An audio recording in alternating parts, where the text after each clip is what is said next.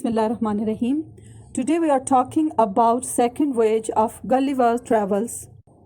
In this voyage, we find him in a strange land of Brobdingnag, where people are 12 times higher than Gulliver. They have about 72 feet height. Gulliver is caught by a farmer.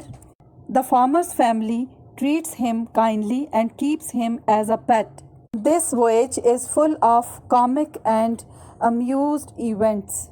9 years old young girl of farmer looks after Gulliver and teaches him Brobdingnagian language. Gulliver becomes an object of display and curiosity. The farmer makes a display of Gulliver and earns a lot of money. After exhibiting in 18 big towns of Brobdingnag, Gulliver is brought in front of Queen. The Queen buys Gulliver in 1,000 pieces of gold. Gulliver seems happy in the possession of Queen. The king calls 3 scholars to confirm about Gulliver and they make 3 different theories. King asks questions about Gulliver's country, people, religion, laws, government. King feels insulting when he learns about dignity and grandeur of English people. Comic elements are present in this voyage. His fight with the dwarf and fear of flies and wasps give comic effect. Visiting the city with royal governess, Gulliver sees a crowd of beggars. Among them, there was a woman with breast cancer and a man with tumor on his neck. Gulliver makes efforts to please king and queen. Gulliver is interviewed by the king. In this interview, he is asked about European civilization. This is one of the important chapters of second voyage. This chapter contains biting satire. Gulliver gives king a detailed information about English Parliament, the English Court of Justice, and the management of English treasury. King is not satisfied with Gulliver's arguments. Gulliver feels honored by telling him about gunpowder, cannons, and other dangerous weapons of war.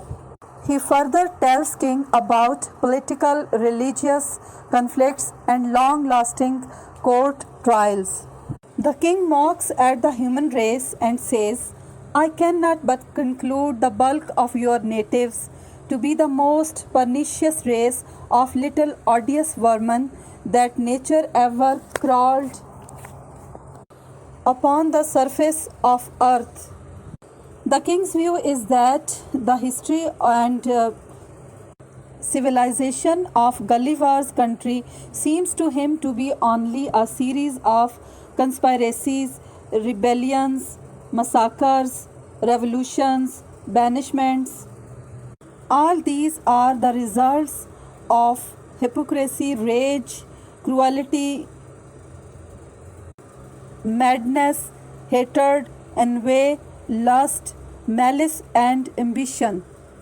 In this chapter, we find Swift's cynical views about mankind.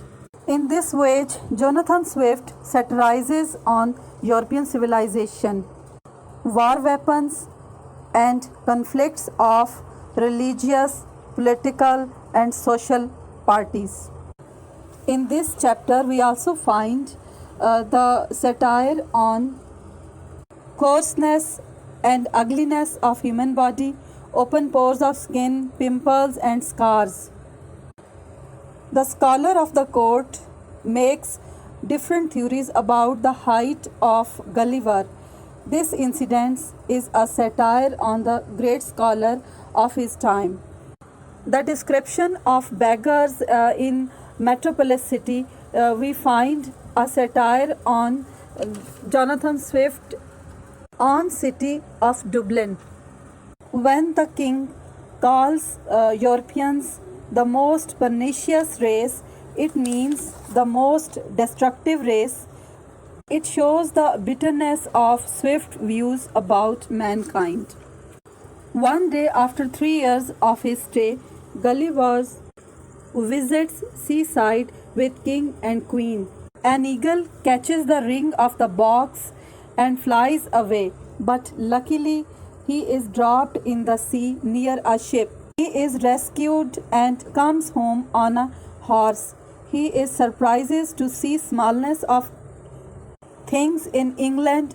When he meets his family, they seems to him as pygmies. So, on the superficial level, it is an amusing story of children, but the hidden message is a bitter satire on the civilization of English people. Thank you.